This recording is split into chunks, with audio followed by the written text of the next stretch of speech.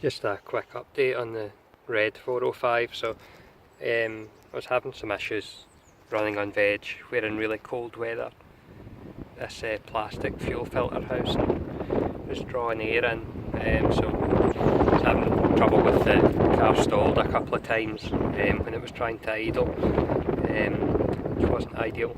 So I've decided to bypass this. So you can see I've already started, but I've disconnected the fuel hose here between the fuel pump and the filter housing.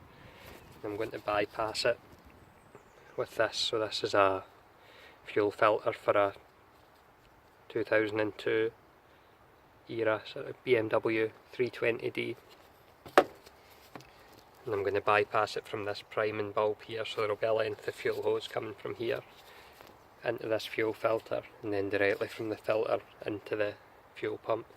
So that'll shorten the run of the fuel hose quite significantly, because normally there's a pipe from here down under the intercooler and along and then into the bottom of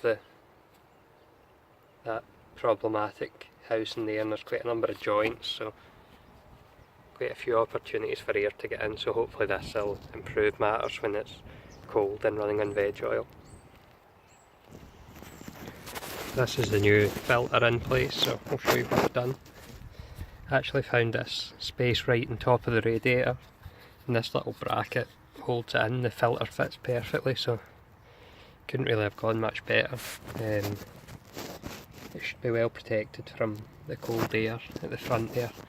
It's on top of the radiator, so it should heat the fuel quite nicely, which is what you want when you're running on veg. The hotter it is, the runnier it is, and the better results you'll have. So basically I've ran this 10mm cotton braided fuel line from the priming bulb into the filter, then out of the filter into the fuel pump. So should all be nice and fuel tight now. So we'll give it a prime it with this fuel bulb and watch for any leaks.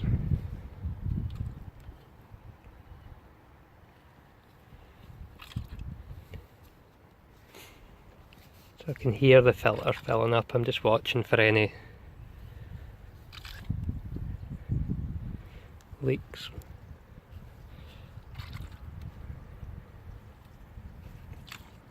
Look to be alright.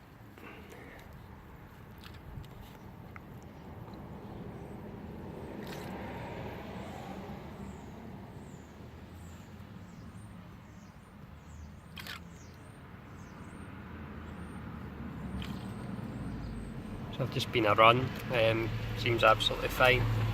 Had a little bit of air getting in at first, but I just reseated the Jubilee clips, nipped those up, and seems to be fine. So just been out a drive without issue. It's not too cold today, it's actually really mild, so it's 10 degrees, so this isn't really when I've been experiencing issues, but generally it'd be a bit reluctant to start before. Whereas now, although this is a warm start, it should burst into life no problem. Yeah, so it's starting really nicely now. You could hear the pump before, well, what I imagine was the pump sucking in air before, a kind of whistling noise almost, so that's gone now, so I think we can call that job a success.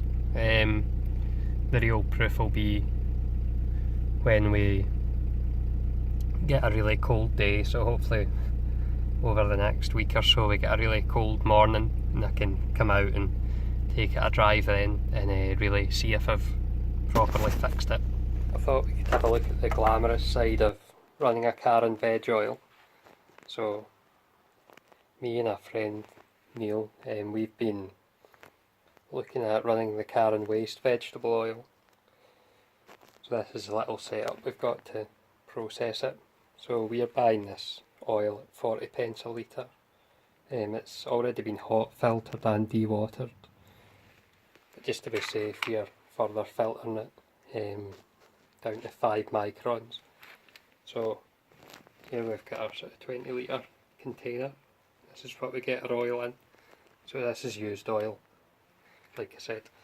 And I've got this pump to transfer it, so it's a bit tidier.